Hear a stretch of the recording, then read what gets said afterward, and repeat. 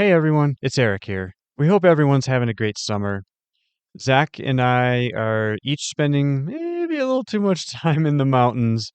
We need to buckle down and get to recording the next several episodes. We know what we're going to talk about, but we just haven't recorded that content yet. So, for those that have just joined the Greens and Blues family, we hope you find our content fun and informative. And for those that have been listening for a while, thank you for sticking with us. Either way, we're rebroadcasting one of our earlier episodes where Zach and I talk about the 5 14ers that we think are the easiest. So whether you're a new listener or a longtime listener, feel free to poke holes in our list if you haven't already. We really appreciate you all. We thank you for listening, and we hope you're having a great summer of hiking. What's with the hate? Why is he such a hater for people wearing shorts?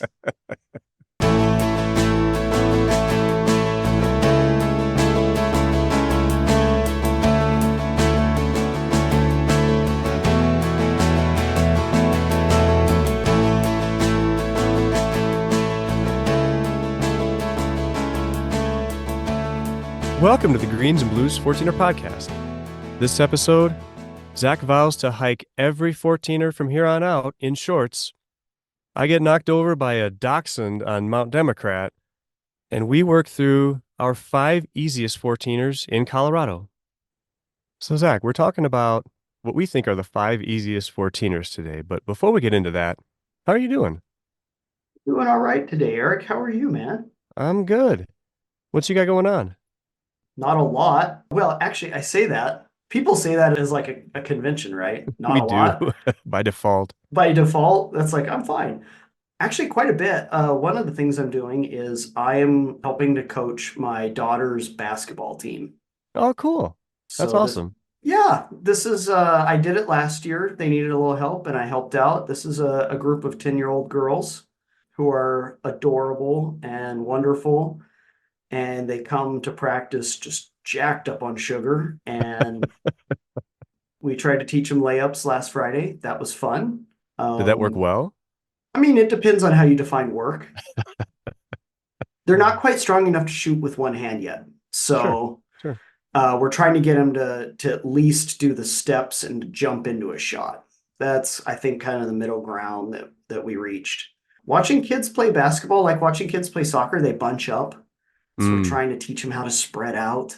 There's a lot of, I think, instinct. Like we need to bunch up and try to get them to. No, don't do that. Is your coaching staff, like I'm sure your high paid assistants are Mm. involved in helping to get all that going, yeah? Well, and video review, a lot of video Oh review. gosh. Yeah. It's intense. These girls' league games, coaches will get teed up. Really? Oh, yeah. For a 10-year-old? Wow, I need to I attend mean, more of these. This is crazy. it's and the games are usually the final scores are like 10-8, 12-6, stuff like that, or These 12-7 if they coaches are shoot a free throw getting here and there. But coaches are getting technicals. That's hilarious. yeah, I make a vow. This may tell you the kind of conflict averse human being I am, but I make a vow that I do not work the refs. I don't Yeah. I don't talk to them. I don't want impressionable young girls to think that anyone else is to blame for what's going on in a game. Mm, That's that's whether we fair. win or lose is that's on us. Yep. So, and I don't want to set the standard for like, yelling at refs. Yeah. That gets ugly fast. No, it's positive environment. Other than one little kid who's like a super athlete, they're not going to be professional athletes. Yeah. This is about learning discipline and building up some grit. Well, you're And modeling well and you're setting a good tone. well, you should wait until you see me run a practice. Then. Is that when the parents come out and start getting on your case? They haven't. That's good. No, my problem's probably the other end. I'm too nice. I'm a rah-rah coach. You're doing great, and I never come down on them for anything. So maybe sometimes I should do that. Well, Like, I don't know. That hey, sounds appropriate to me. can you stop shooting it from 25 feet from the 30 basket? feet away. Yes. Just you're not Steph Curry. Let's start there. Let's stop trying to double and triple dribble. But hey, just gonna throw that out there. We got 4 fouls. We're 3 minutes into the game. Oh gosh. And here I am. Okay, it's okay. It's okay. Yeah, yeah. You're just gonna have to sit out the rest of the game. And that's when the parents come and get you. No, they know at that point. So, Eric, what are we talking about today? Well, Zach, we're talking about what we think are the 5 easiest 14ers in Colorado. So, why are we talking about that? Why is that important? One reason for me is I get asked by friends quite a bit, what's a peak to start on? Yeah. What's a good place for me to start hiking 14ers? And I have some friends right now that have asked that. And usually these are people that are fit already, but don't know what it's like to hike a mountain like this. They've hiked on trails before. So they want to know perhaps where to start. And so that's kind of how I thought about this list is what's the stuff that would give someone a kind of basic idea for what an easy peak looks like, Yep. right? I feel like that question comes up a fair amount on Facebook forums or whatever. The question is, hey, someone's coming to visit for a weekend in July, or they just moved to Colorado. It's a fair question to ask, and I feel like it comes up quite a bit. There's a pretty wide swath of options to choose from in terms of what might fit the easiest 14er in the state. So it's a fair discussion to have, I think. Yeah, and another one is for people like me that do not live in Colorado, what would be a Mm, good peak to come out if you're fit at home, which is presumably at a lower altitude than Colorado is, what would be some good peaks to drive out and maybe try to hike. Also, this kind of allows us to have a conversation about what an easy hike is. it's a good call. And so it's good to define this so that we know where we go from here, right? Yeah. And maybe that's a good place to go from here, Eric. What do you think constitutes easy? What makes a peak easy? That's a great question because on our list, we have some 14ers that are class 1, but we also have some that are class 2. And yet, I think you and I agree that they're not technically difficult to summit. We don't have to really use our hands to scramble upwards. We don't have to use our hands to use forward and upward motion. We're kind of doing glorified hiking for the most part, and at obviously higher altitudes. So they're not physically easy. There's gonna be some level of grunt factor and some level of sweat to get there, but you're not gonna be getting a massive workout. It's not gonna be chest day when you hike some of these 14ers. So there are certainly some, and we'll go through them, that we feel like are easier than most of the rest of them. So that's kind of my initial thought. I don't know, where do you sit? Yeah, I agree. I think easy doesn't mean not physically demanding. Mm-hmm. Some of these, you're going to be huffing and puffing. You're going to Yep. be working hard. But the way that hikers define easy is it will have a trail all the way to the top, from the trailhead to the summit. That trail will be intelligible. There is no ability to get lost. Mm. There's no route finding involved. You don't have to use your hands at all. So there's no need for climbing technique. Yep. This is basically walking uphill in a strenuous way in a difficult environment. Yeah. No exposure on these. So, exposure for those that don't know means that there's some vertical relief near you while you're hiking. So, or it just means drop off. So, most of these have aspects of the peak where there is drop off, but you don't have to hike on that aspect. Now, if you want to go do a cartwheel off the side of a mountain, that's perfectly you're right, but none of these have exposure and none of these have what 14ers.com will call commitment, Yep. which means a point of no return or a point where you have gone past something that's really, really hard to undo. So these are low exposure, low commitment, low technical rating, but still can be physically kind of hard. For sure. So we've listed our 5 easiest peaks in reverse order. So this is like a countdown. We both blind did our lists aside from one another, Mm-hmm. and then Eric has combined them into one list using rank choice ordering This is what happens when you get an engineer and a philosopher together to do a ranking. So, Eric, what's our number 5 Number easiest peak? 5, it's Mount Democrat.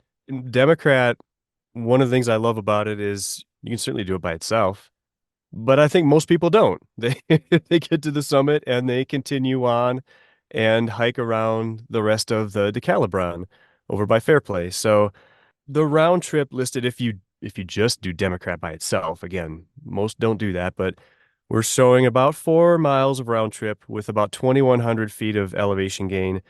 If you want to reference Dr. Jerry Roach in his Colorado 14ers book, he has a point system that he assigns based on what he calls effortculty. So he kind of combines the effort along with difficulty. So he comes up with a new word and he assigns a point system. So he lists Democrat as 113 Roach points, is what he says.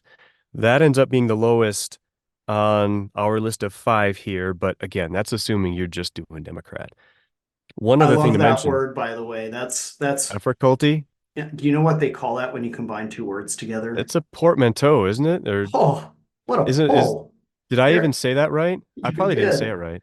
Okay. That's genius, Eric. I probably created a portmanteau just trying to enunciate that word, That but that Michigan State education coming oh through. gosh, yeah, that's well, better education than our football team, but Yeah. that's a whole other I don't want to talk about that anymore. So, one more thing to add on 14ers.com, there used to be a feature. I don't think it's there anymore. But there used to be a feature where all users of the website that had hiked all of the 14ers could rank them in order of difficulty. And so I actually took a screenshot of this before it went off the website. And I think at the time there was 320 or so users that had ranked all the 14ers. And on that list, we'll go through this for each of our top 5. Democrat comes in 51st out of the 58. So again, by itself, So it's seventh easiest the by that 7th rank. easiest, exactly. So I think it's pretty fair on our list. The main memory I have of Democrat, and this is going back a few years, was I think it's one of the only 14ers where, for whatever reason, near the summit, I just randomly just fell over. And I don't know why. I don't know what caused it. Sitting on my left side like a upside down turtle with my pack on. I had a hard time getting back up, but for some reason I fell over. And my my hiking partner had to reach out his hand and help me up. And I'm sure we got a good chuckle out of it, but it has nothing to do really with Democrat. But for whatever reason, that's my memory of the starter of the Decalibron. So, what are your thoughts on Democrat, Zach?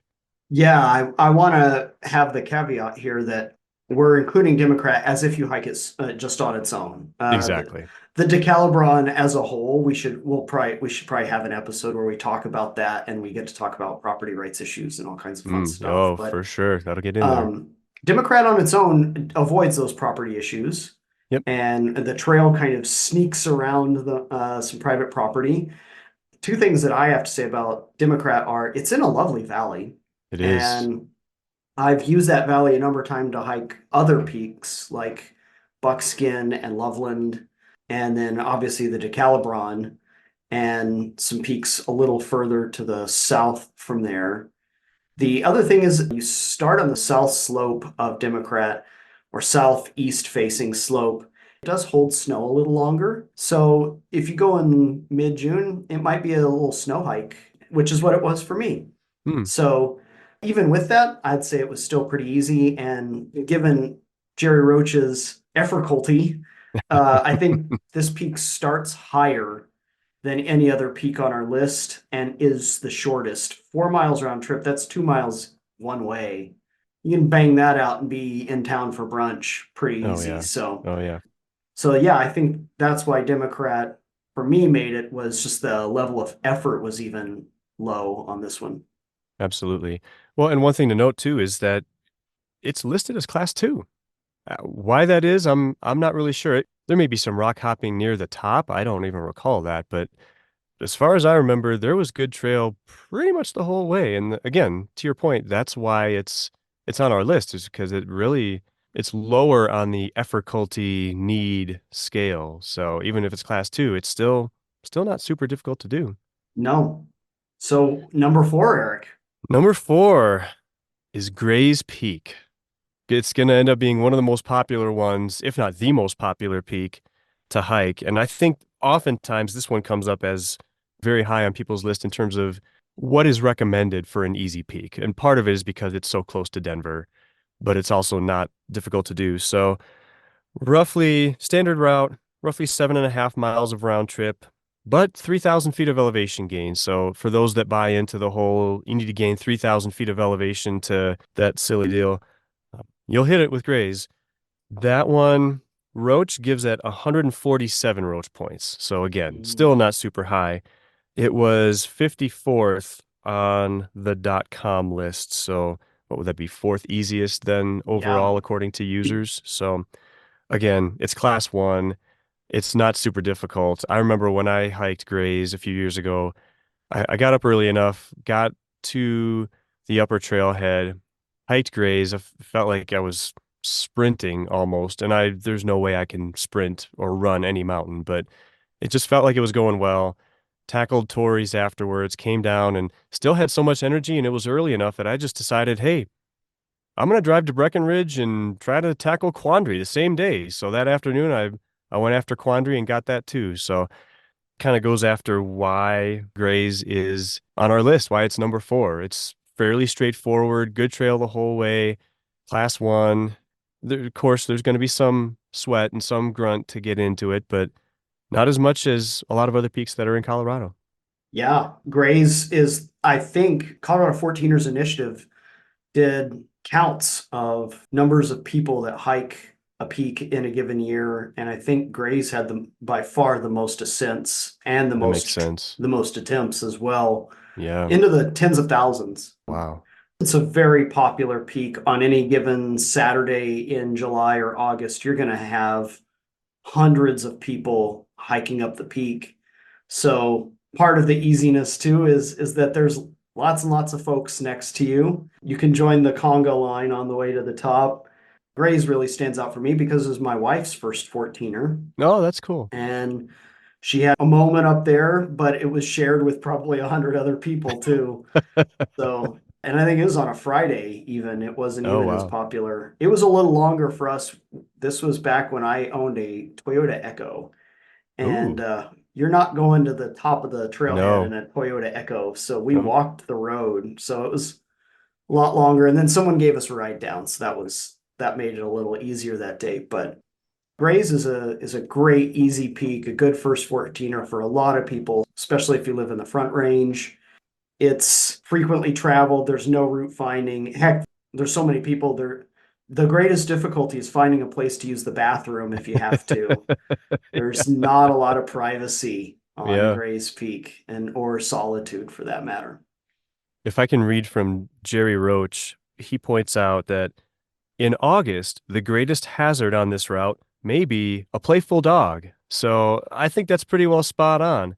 Mhm. That's actually that playful dog might have gotten me on Democrat. That might have been what knocked me over. Or a not so playful dog. Might have been just a toy poodle just knocked me over on Democrat. That's all it would take. But yeah, Grays it's a fun peak too. The views They, from it are fantastic. yeah, they're beautiful. You can look over. Toys is just a hop, skip, and a jump away. Mhm. That's another reason that it's so popular is because people can, if you're so inclined, you can tackle 2 peaks in one day, Mhm. and even from your Toyota Echo, if that's what it takes. So I don't know what the Subi scale would be for that one. It's a warrior.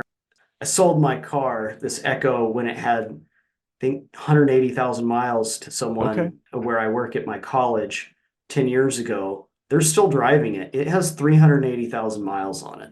Oh my gosh. And I took that up some roads in Utah that would be like a 4 on the Subi scale Oh and my gosh. scraped it. It's fine. Fine. Just throw a little dirt on it. It'll be okay. You'll be fine. So number 3, Eric. So number 3, we have a few caveats on this one, but I'm glad that we included it on our list. We're going with San Luis. And one of the reasons I like including this on the list is because I don't think the San Juans get anywhere near enough love when it comes to easier 14ers. We've got another honorable mention later on that we'll get to that we can't count as one of the easier ones, but most would. But San Luis works, and we took the non-standard route. I think the stats that I have on the non-standard are pretty close to what the standard route is in terms of just round trip and gain. This brings up an interesting point, though, about the San Juans. The San Juans are really kind of a few different ranges. So San Luis is actually a part of the La Garita group, Margaritas, yep. and they're not technically considered a separate mountain group, but geologically they are separate. So geologically, they're formed volcanically. Now, some of the Lake City 14ers are also sit on active volcanic areas or semi-active volcanic areas. But what that means for the La Garita group is these kind of evolved out of volcanic activity, and volcanic rock is subject to a lot more erosion. So it's a lot smoother. You don't often get choss or scree on the La Garita peaks. A lot of the time they're pretty smooth. At least two of the aspects have a nice, easy trail going up them, and they tend to be a little more gentle and rounded. That may be part of why this is an easy San Juan 14er. I'm looking here at Jerry Roach. We took it from West Willow Creek, I think is what it was. Yeah, it's from the Equity Mine West Willow Creek Road, which is a little bit longer and a little bit more elevation gain and loss. And we'll have to do a separate episode about that because we never actually saw the true summit of San Luis. Exactly. We might have to redo that one. Shrouded in fog. But yeah, San Luis, I really felt like we should include this because I think it's a really cool peak. It's more secluded, so the effort required to get there is probably the hardest part. For sure. You're gonna have to drive a ways, either to Creede, Colorado, which from Denver is a 6-7 hour drive. From anywhere in the state, it's a bit of a drive. Or 5.5 if you're me. But yeah, or you can go to off Coachetopa Pass, and you're gonna have to drive on a labyrinth of dirt roads to get to the Stewart Creek trailhead, and that takes a while too. So oh yeah, Stewart Creek is not easy to get to. yeah, and you and I have done that drive a couple times. It's a beautiful peak. The La Garitas are great wilderness. For my money, if you've got the time and you want to do an easy peak, this is the one. It's a little bit longer hike, but you've got real wilderness. You're going to have some seclusion. If you go on a weekday, you're going to have the peak to yourself. And we can't say that about some of the other peaks on our list here. So, oh, absolutely not. What do you have to commend for San Luis, Eric? Yeah, so for a little perspective, yeah, the round trip, the way we took from West Willow Creek was 11 miles. So to your point, a little longer than some of the others that are going to be on our list, actually longer than all of them. 3,300 feet of elevation gain. Again, same thing, a little longer, a little more gain and loss. 175 roach points, which is the most on our list, but it was listed as the 55th most difficult on the .com list. So again, folks that have hiked all the 14ers realize San Luis is not among the harder ones to do. And one thing I would add to this, and this was pretty consistent between Dr. Jerry Roach and 14ers.com, is taking that route. There is a portion of that route, maybe halfway through, where you actually go down. So you lose. You go down twice. You go down and you lose a few hundred feet of elevation. You and go, so there's some up and down. there is. And I feel like, maybe it's just me being unprepared. I feel like both Dr. Jerry and the .com kind of undersold that a little bit because as you and I are hiking downwards, I'm thinking, I don't remember reading about this. What are we doing here? Are we even on the right path? And of course we were. Thankfully, it's not like Holy Cross, where you get to the end of Holy Cross and you're coming up out of Half Moon Pass and you have to gain 1,000 feet. Yeah, 1,500 feet of regain. Like, what in the world are we doing? It wasn't anywhere near that. And that's why it's still on our list, is because that regain is not terrible, but it just was a little bit of a surprise to my system as we're doing it. And I'm thinking, oh, are we having to do route finding here? Like, are we on the wrong trail? But otherwise, it's a class 1 route. To your point, it's not difficult.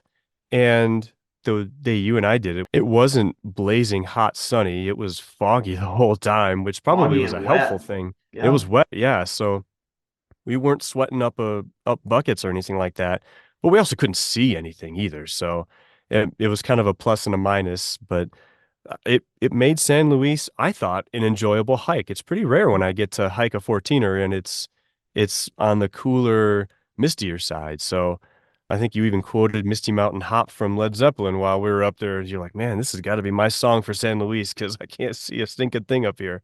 For those that have done the standard route, there's not the up and down. So what you're experiencing on the non-standard route, where Eric and I hiked it from West Willow Creek, a big part of it's actually on the Colorado Trail. And It is. Yep. so that is That's a right. very well-defined trail. There's a lot of backpackers on there, a lot of through hikers. The roller coaster emotion where you're going to gain and lose about 400 feet twice probably constitutes the hardest part of it. Is just effort. And that Oh, yeah. last uphill, I remember being like, this is a little hard, but uh, the standard route doesn't even have that. Standard route basically gains a very smooth ridge and just ascends very gradually on those kind of worn, very well eroded San Luis slopes. So for my money, this is the aesthetic winner of the easiest 14ers list. I like it.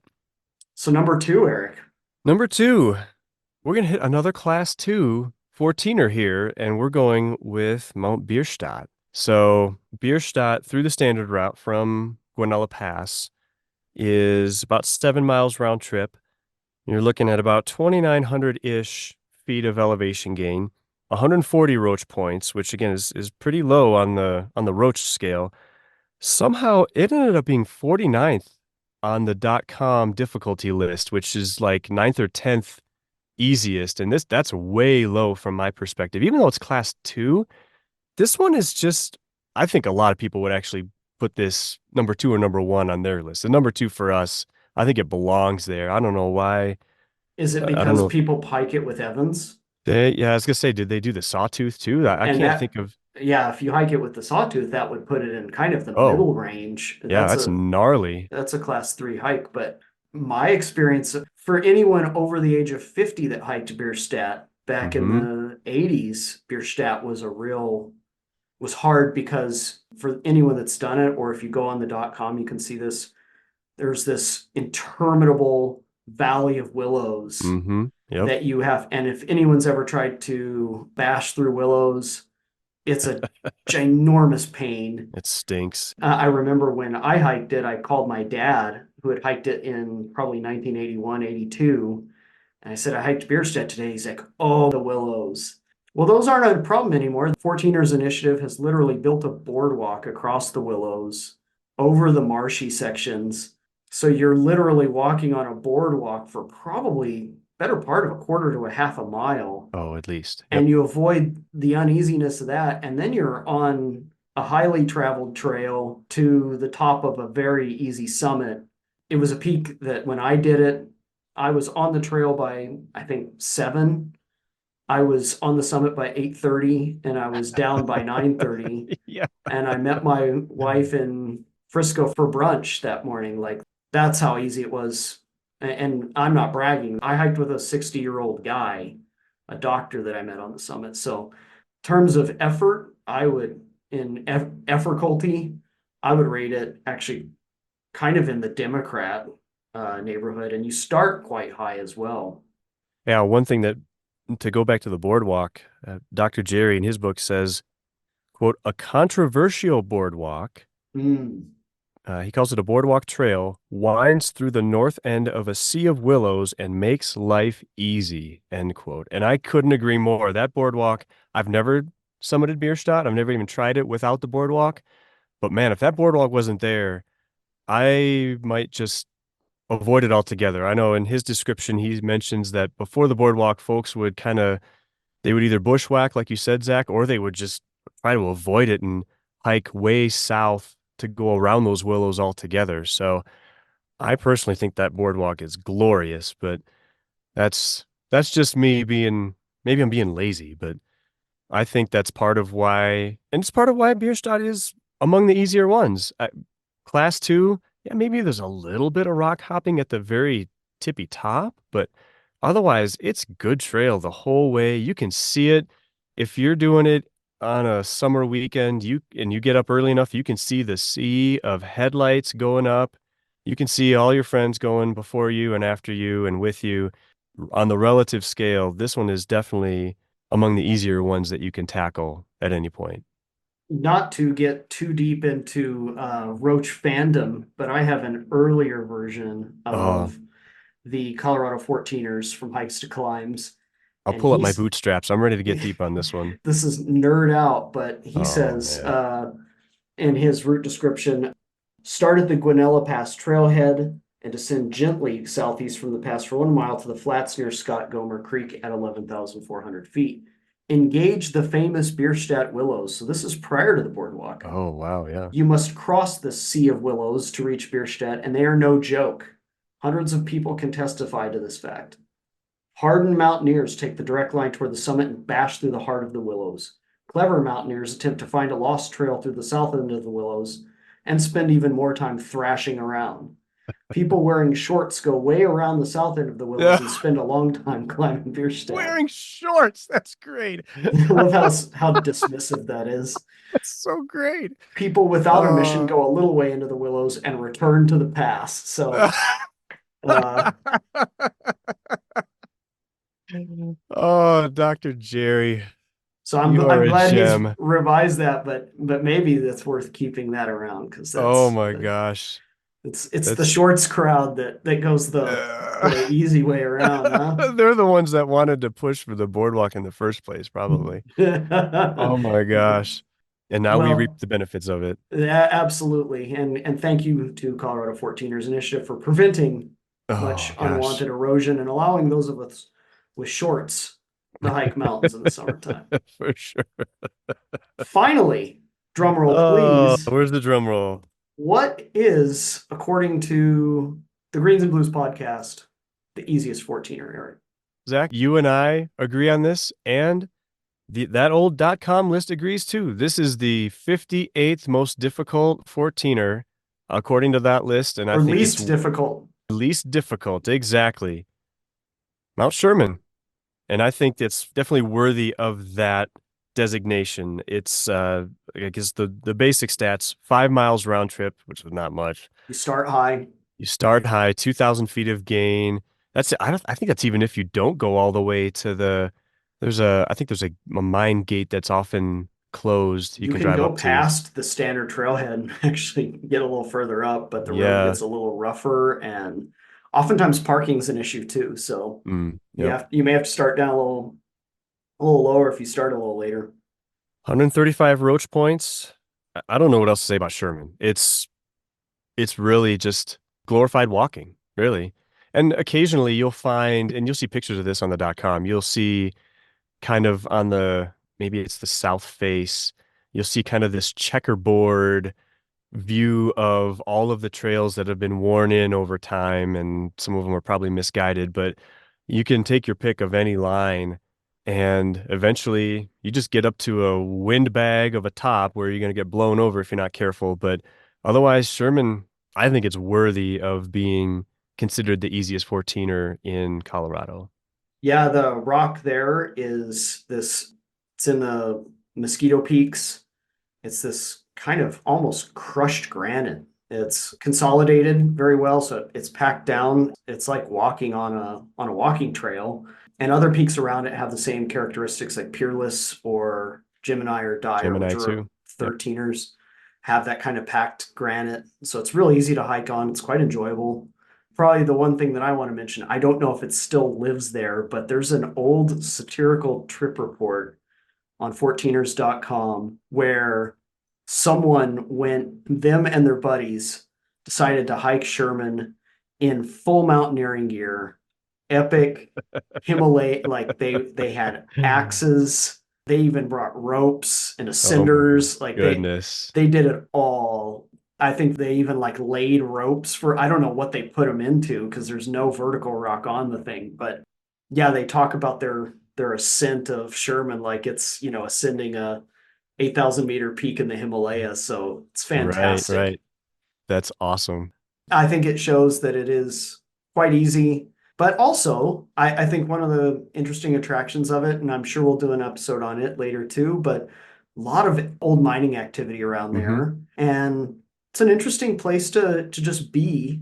And, the Mosquito Peaks don't get a lot of love, but they're in a central location in Colorado, so the views from Sherman are fantastic. Yeah, completely agree. One thing about the difficulty of getting up is the day that I did it, it was windy, cloudy, but it was early enough to where I was able to go down into the valley and then ascend Mount Sheridan right next to it, a Mhm. 13er that's not too far, which wasn't really smart of me to do at the time because probably the best thing I could have done is summit Sherman and then walk along the ridge towards Gemini and then eventually Dyer and tackle those 13ers. But instead, I just went down to the valley and put more effort into tackling Sheridan after that. But either way, it's worthy of being on anyone's top 5, top 3 easiest 14er lists. One little note about Sherman. If you look at Dr. Jerry's description of Sherman from 4 Mile Creek in the Colorado 14ers book, he lists it as class 2. If you look at 14ers.com, that same route is listed as class 1. Why that is, I really don't know. Maybe Jerry didn't eat a good breakfast that day. I don't That's, know. yeah, possible. He got knocked over by that dog, but whatever it is, it's number 1 on our list. We feel it's the easiest 14er in Colorado. I think it's time to include some honorable mentions here, Eric. Good call. I don't know if this makes it not a top 5 list anymore, but I don't think it would be a list episode for us if we didn't have at least 1 or 2 honorable mentions. well, so there are probably some people out there that are going to ask. You know, there Yeah, are yeah. there are a couple easier ones that come up pretty frequently, which are Pikes Peak, Mm-hmm. which is class 1, but depending on the route, can require a fair amount of effort. There's some long routes on Pikes to get up there. Absolutely. There's a couple standard routes on Mount Elbert, actually, the highest peak in Colorado, second highest peak in the continental United States, actually are listed as class 1 in Roach and on 14ers.com. And those are fantastic routes, a little bit longer, maybe 9 miles round trip. So a little bit more in the kind of the San Luis range of things.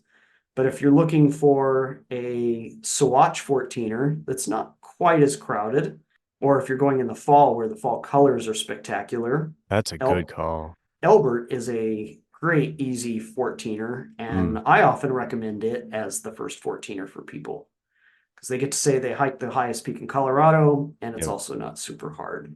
Yep. And there's good camping options nearby, but that's another story. And then you found another one that was interesting to hear, Eric, for an honorable mention. Yeah, so Handy's down in the San Juans. The standard route is class 1. However, I don't think because of the way you and I hiked it, we probably can't put it in our top 5 because you and I hiked it from Grizzly Gulch, and to me, that was most decidedly class 2 because there's a couple of spots near the summit that get a little bit on the steeper side. So we met all of our friends who came the other way the day that you and I did it, but I think a lot of people would put Handy's pretty high on their easiest 14er list as well. And that would be Handy's from the American Basin Correct. Yep. route. It's a little less traveled than some of the other easier 14ers just because it requires a high clearance vehicle to get to. I would not take my Subaru. I will say probably of all the peaks on this easier 14ers list, the Handy's American Basin route is the most scenic. So I have hiked in American Basin a couple times, just haven't gone to the top there. And if you have a Wildflowers of Colorado calendar, or if you see any tourist materials, the wildflowers in American Basin are something to behold. That's cool. Just to give you a sense of how easy it is, my 10-year-old daughter wants to hike a 14er this summer, and that's the one that I think we're going to do. So, No, that's cool. That'll be awesome. So maybe I'll give you a report on what it's like to repeat generational trauma and drag your 10-year-old up a 14er. But you're giving her the right experience by going up that way versus the steep Grizzly Gulch scree-laden route that we took. If it's me, I'll find a way to complicate things. We'll throw in Woods Peak, which is a 13er next to it, or something like that, or American Peak. We'll do a Couloir climb. There you go. That sounds like a great idea with your daughter. I think so. Yeah. And then there's one final honorable mention here, Eric. Yeah. So we mentioned it earlier. We're going to put Quandary in an honorable mention because it would come up on some 14er easiest lists.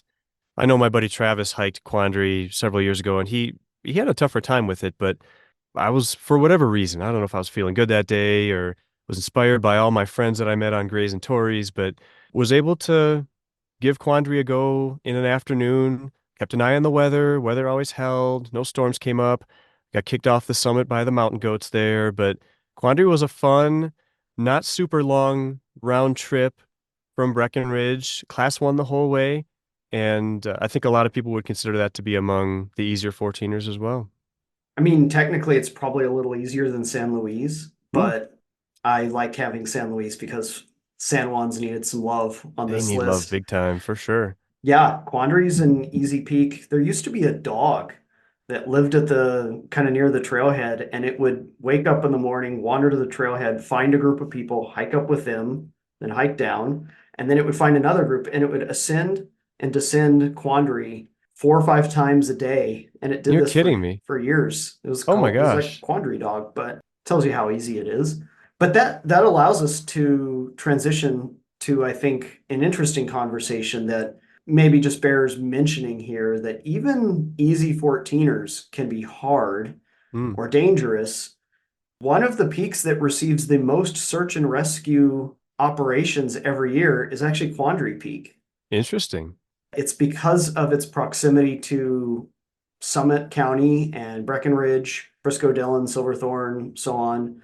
People The go there tourists. for vacation and they Yeah. say they hear about a hike that they should be doing, and they go to Quandary and then they get sick or they get stuck or lost. And so there's a lot of search and rescue operations on Quandary every year. And most of Interesting. them are, result in people able to come down just fine. But just a kind of a reminder. And Quandary also tells us that even easy peaks have hard aspects to them. If you hike the west face of Quandary, it's a class 3, pretty gnarly hike. And every once in a while, some unknowing pilgrim finds their way onto the ridge between Fletcher and Quandary and trying to ascend to the class 3 route. And that's super difficult and very committed and very exposed. So even easy peaks can be made hard. For sure. Well, and it gets to some of our previous episodes about what are the essentials of hiking? What gear do you need to have with you? Even if it's a 7 mile class one round trip, you got to have water with you. You got to have the basic essentials with you, and you got to be armed with, okay, what's the weather look like? What is the terrain that I'm on? What's the terrain I'm supposed to be on? And just be aware of what you're actually doing and being ready for it. Because as we've said in previous episodes, the mountain doesn't care, and the mountain's not going to do us any favors. So if we're not prepared and we're not ready for it, then we don't know necessarily what we're going to be getting ourselves into. I would also say still start Mm, early. All the yep, basics of hiking apply to even these easy peaks. There's risk every time. This is not a risk-free environment, and you need to treat it with seriousness, even if it is quote unquote easy. it's a good call. So now, Eric, this is not a digression, but I have something I have to say here. Oh, what you got? So I want to defend easy peaks for a moment. I don't know if they're in need of defense. I don't know if they're under attack, but I think there's a real desire for people either in their internet personas or otherwise to be kind of show off and be tough. And I think that easy peaks are fantastic. I think there's a lot to be gained by hiking easy peaks. In fact, easy peaks sometimes allow the mind to wander and do the things that you do. If you want to clear your head, sometimes a hard hike is the way to do it. But sometimes you just need to go on a really great walk in a really beautiful place with a lot of mountains around you. And easy peaks provide that. A day in the wilderness, a day outside is not a lost day. Oh, for sure. Even if you don't get to mark it up as a class 4 classic traverse or something difficult, you're going to be out and you're going to see some wildlife, maybe see some goats, be surrounded by wilderness, push yourself. All of those things are deeply valuable. I would say intrinsically valuable. And I think there's a lot of value to hiking easy peaks. I'm a 13er hiker, so I hike a lot of quote unquote easy 13ers, which are usually a little harder than easy 14ers, but oftentimes I've had my deepest experiences on these easy peaks. Elbert in particular was a true peak experience in my life, and it wasn't because I did anything awesome. I just had a good hike and a great day, and I've had great experiences on all of the mountains we've talked about and wonderful memories on all of them. And I think there's something to be said for taking it slow sometimes and not doing the hard thing. I like it. And I completely agree with everything you just said. I mean, there's something to be said for really enjoying the simple nature of taking a bit of a strenuous hike on a really tall mountain. And we all are starting somewhere, right? I'm probably not the poster boy for this because my first 14er was class 3 Longs Peak. After that, I went after all the class 1s and the class 2s after that. And those kind of healed my view of 14ers after having such a traumatic experience on Longs Peak. So there's something to be said for the quote unquote easier 14ers. There's nothing wrong with wanting to focus on, as we call them, the greens and blues. There's value in enjoying a really good hike with beautiful views, still having a great sense of accomplishment. It's not easy to summit a 14er. And eat a good lunch. Oh, good lunch never gets passed up by us, does it? Or second lunch if you're going to go into Buena Vista or whatever afterwards and go to hit up the Rock Kitchen. For me, a good hike is an excuse to eat. I'm not going to argue with you on that. So, Eric, what do we have coming up next on the Greens and Blues podcast? Zach, next time I think we're gonna switch gears just a little bit and talk about a pair of 13ers that you and I summited earlier this summer, the Buffalo Peaks near Buena Vista. I'm very excited to talk about that and to talk about the various things we saw on that hike. Agreed. Remember to get in touch with us at greensandbluespodcast@gmail.com or send up a flare. Yeah. You send up a flare, you might send those trees on Quandary on fire, and then search and rescue will get you for a different reason there. Thanks for listening. We'll catch you next time.